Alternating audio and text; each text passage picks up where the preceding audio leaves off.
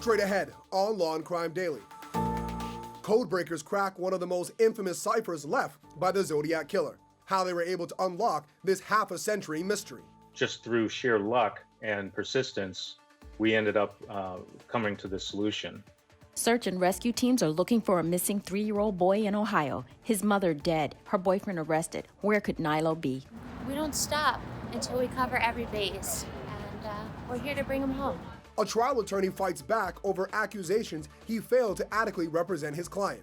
They were lying to sort of fit their narrative. Why a father accused of murdering his son wants a new trial. Law and Crime Daily covering court cases from coast to coast.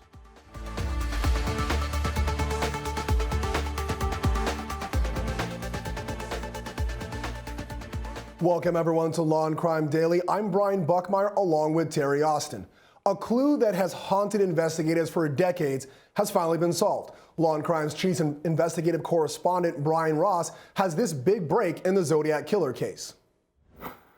Thanks, Brian. Coming up this week on Brian Ross Investigates, we'll meet the man who helped to break the coded message sent by the Zodiac serial killer some 51 years ago. The case spawned movies and books, and it was big news at the time as he terrorized Northern California. Now, after all these years, the Zodiac killer's secret coded message sent to San Francisco newspapers has been broken, not by the FBI, but by a team of amateur sleuths led by David Aranchak in Roanoke, Virginia. Oh, at that moment, it was incredible because I had been working on this thing for so long. I had gotten used to the solutions not going anywhere. And then to see that phrase, that was when I immediately had that switch in my mind go to, oh my God, this is probably on the right track. Aranchak posted a YouTube video showing how he and his team actually did it. This one had words like, hope you are trying to catch me, and, or the gas chamber. At that time, the rest of the plain text looked like garbage and nonsense, like many other thousands of solutions I've seen over the years. But these phrases turned out to be our way into the real solution. So I plugged those into AZ Decrypt using what's called a crib feature. Boom, suddenly got a really clean message. And the phrase, that wasn't me on the TV show, pops out. But after all these years, even cracking the secret code may not be enough to lead police and the FBI to the true identity of the killer. Former FBI agent and profiler Brad Garrett. It doesn't give you any specific information about who he is, where he's from, even what his motivations are, other than there's a little bit of, fantasy, about slaves and the afterlife and so forth. But the key to this translation, Brian, is really it comes into play if you actually figure out who the Zodiac is. For the record, the FBI gives credit officially to these amateur sleuths and says the case remains an ongoing investigation. That's this week on Brian Ross Investigates. Brian, back to you. Thanks for the update, Brian Ross. And joining me is criminal defense attorney and former prosecutor Mike Korbanics, along with Terri Austin. Mike, what are your initial thoughts as you see only the second cipher by the Zodiac killer being cracked? I just think it's amazing, Brian. I mean, when you think about how one goes about and how when he was speaking about breaking this code or deciphering, I believe the correct phrase is, the amount of time that goes into this, years of not getting anywhere, and it's finally broken. I don't know how evidentially it helps the case, but it sure is an amazing persistence in the investigation. Now, Terri, so far the cracking of these ciphers feels, at least to me, like a giant game of cat and mouse, but million-dollar question, who do you think the cat is here? Well, Brian, if the cat represents the authorities and the mouse represents the killer, then I think the mouse has gotten away. These crimes happened back in 1968, 1969. That was a long time ago. That means that the killer is in his 70s or 80s, or maybe even he's deceased at this point. I think, deciphering these codes is great, but I wish we had some DNA evidence like there was in the Golden State Killer, and we found out it was Joseph D'Angelo. I think without that, we might not ever solve this puzzle. And the hope is that a crack grows and grows and grows until the point that a crack leads them to something that can identify this killer. Of course, we're going to keep following this case and more. But Now to New York, where dramatic video shows police officers stopping a gunman in front of a church.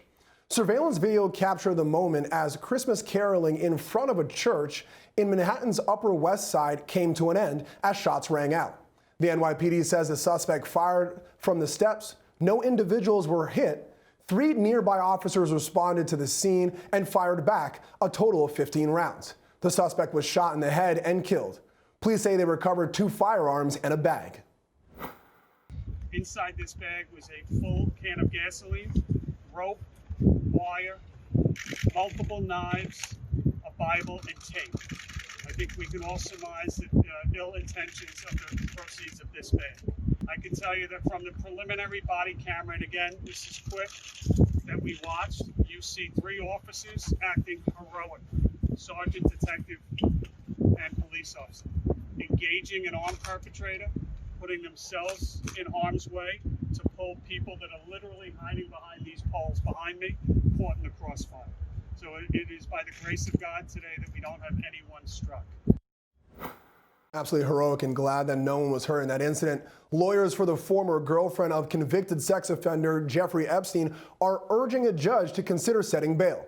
Terri Austin has the details. Thanks, Brian. Ghislaine Maxwell is requesting a $28.5 million bail package that includes armed guards to ensure she won't flee. Maxwell's bail arguments were unsealed by a federal judge in Manhattan. She said she's been married since 2016 and her husband would help her post the money. Maxwell's attorney proposed her release to home confinement in New York City with electronic monitoring. A security specialist pledged $1 million towards the bail and offered to protect her. Maxwell is scheduled to go to trial next July on charges she recruited and abused girls for Jeffrey Epstein. Brian? Thanks for the update, Terry. Still ahead on Law and Crime Daily, legal arguments in the case of a father convicted of murdering his son by leaving him in a hot car to die.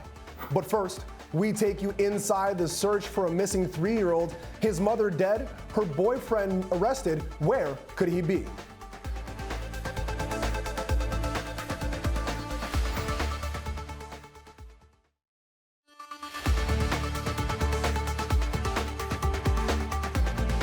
A woman in Cincinnati was murdered and a search is underway for her 3-year-old son who's missing.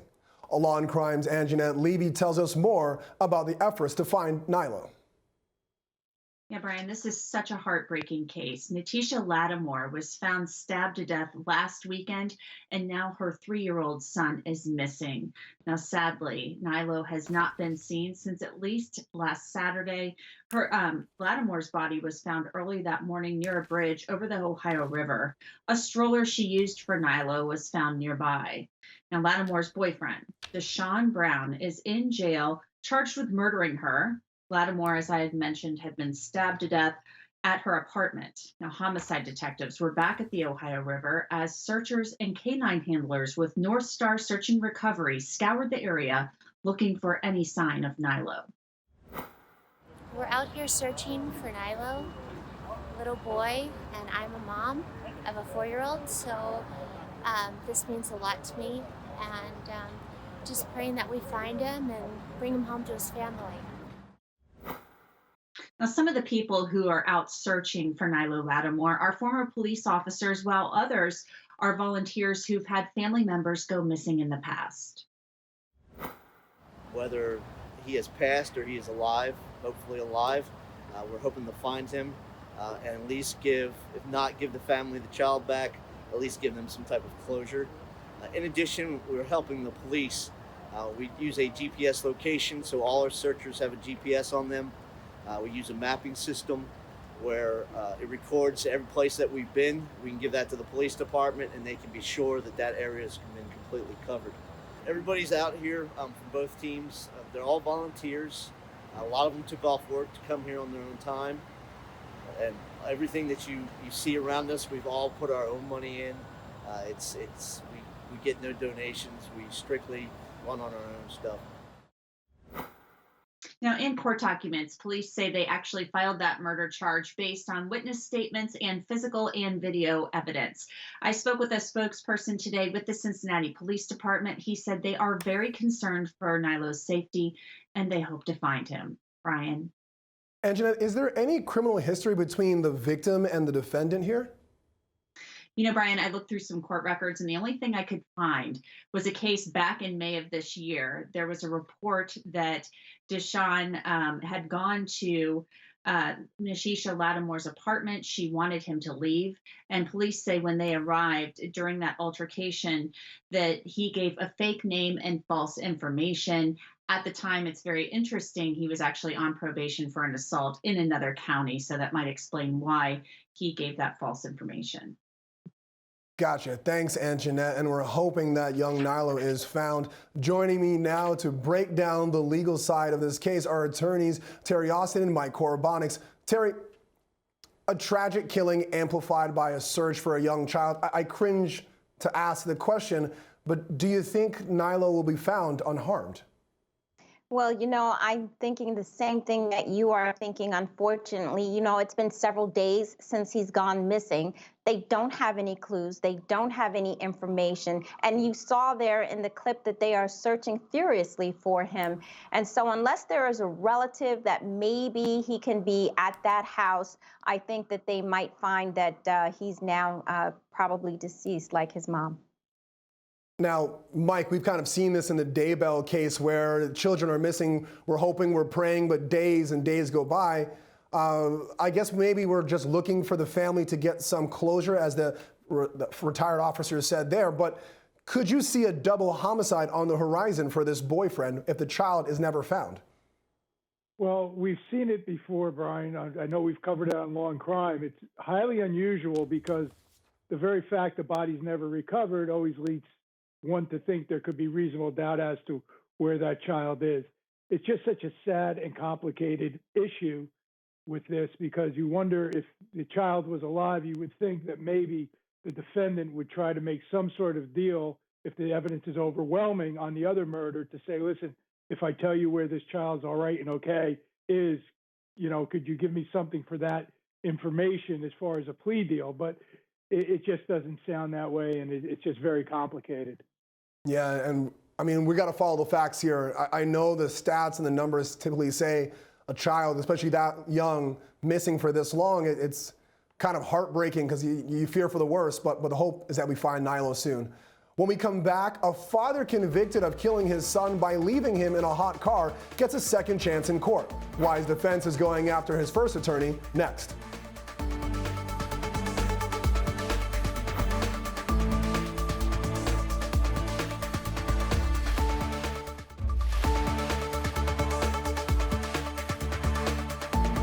A Georgia father convicted of killing his son by leaving him in a hot car is arguing for a new trial.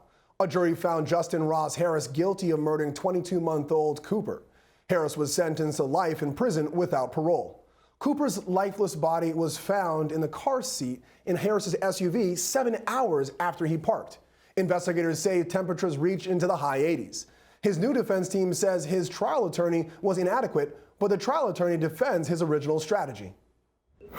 The state had suggested a motive that Ross wanted to basically live child-free in order to pursue extramarital sexual liaisons. And we determined throughout the course of preparation that there was no objective evidence of such a motive. And as it turns out, what the state really had, we felt what they had and what they were putting up to sort of carry that motive was bad character evidence, some very misleading false testimony of the law enforcement officers and experts. But in a case like this, you know, there's a dead baby. We certainly believed that it was incumbent upon us to prove that the law enforcement officers were not credible, that the state's experts were not credible, that, you know, they were lying to sort of fit their narrative. The defense's motion for a new trial hinges on the trial attorney's decision not to call an esteemed memory expert to testify. But the trial attorney says he didn't call the expert because his notes could have looked suspicious. We were arguing that there was absolutely no search history whatsoever for anything like children left in cars, how hot does a car have to be, divorce lawyers, There was nothing like that. There was no search which supported the state's suggestion of motive. Objectively, there just wasn't anything there. This line in here, knowledge of how to erase internet search history, at the very least, it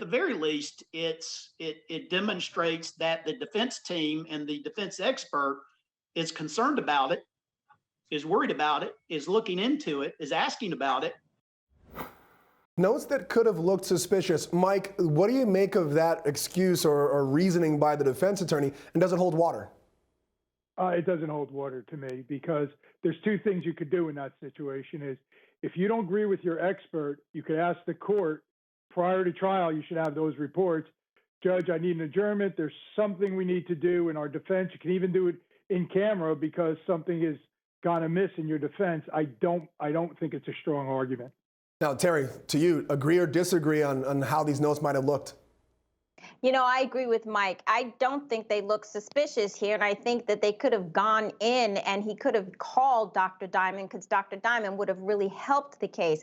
I think he could have redacted the notes so they looked better rather than looking like the defense was leading him. Yeah, or do your job as a defense attorney, explain things to the jury so it's not incriminating. But we'll see how that plays out. When we come back, cross-examination of this attorney, why prosecutors say Justin Ross Harris got a fair trial and shouldn't be given a new one after the break.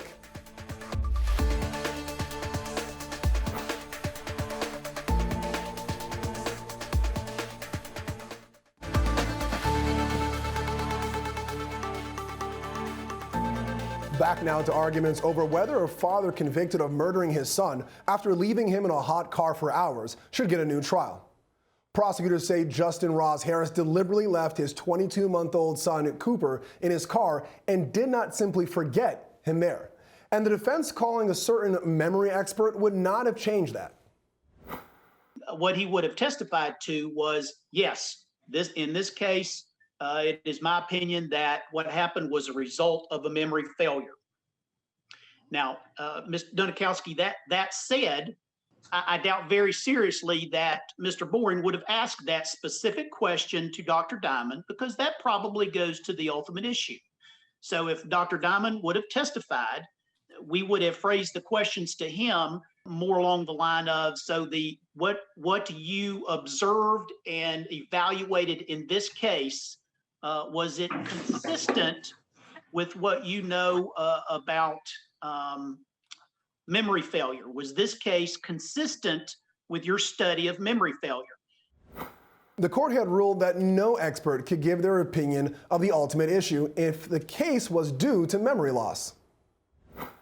In your opinion, wouldn't the state have objected to that testimony, given he's basically saying, well, Susie shoplifted in this manner, so therefore Janet had to have shoplifted. It wasn't accidental that she put it in her purse because Susie did it this way?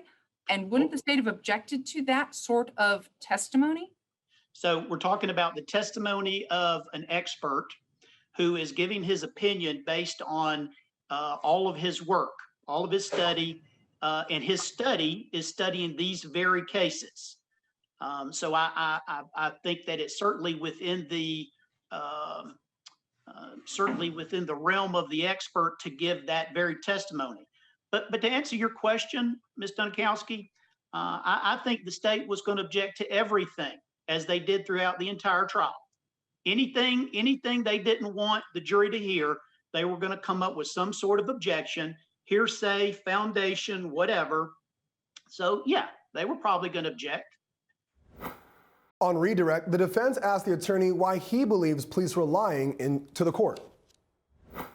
Some of the search warrants were requested immediately following the interview with Ross Harris, and they contained references to the interview with Ross Harris. Those references contained statements which were false. They said that Ross Harris had stated, or Ross Harris had said, certain things that in fact he had not said and he had not stated. They were attributing false statements to him. All right, so I'm kind of on the fence here, and I think being in the middle of the two of you makes it perfect here. Terry, let's come to you first. Is there anything in this hearing that makes you think Harris does not deserve another trial? No, I think he does deserve another trial. Listen, I don't think there was ineffective counsel. I think the counsel made some strategic moves, not all right, but I don't think he was ineffective. What I do think is that there was evidence that shouldn't have gotten in, like these witnesses who testified about his sexual, habits. And I do think that he was limited on his examination of the police officers. For those reasons, I think he should get a new trial. All right, Mike, I want you to answer the opposite end of that coin and help us out here. What fact or argument tells you that we should not get a new trial here? Not many, but I will step into try to be a creative and go back in time as a prosecutor. I do believe that the arguments about the expert not calling him, those are clearly within the discretion of the defense, and I don't think it's ineffective. My biggest problem with this case, like I said, is I think the judge really didn't do a very good job in letting all the 404 evidence in, which was the sexting, things of that nature, because I still, no matter how you stretch it, see where the relevance is. And as a prosecutor, I wouldn't have pushed that so I could get a conviction that would stick.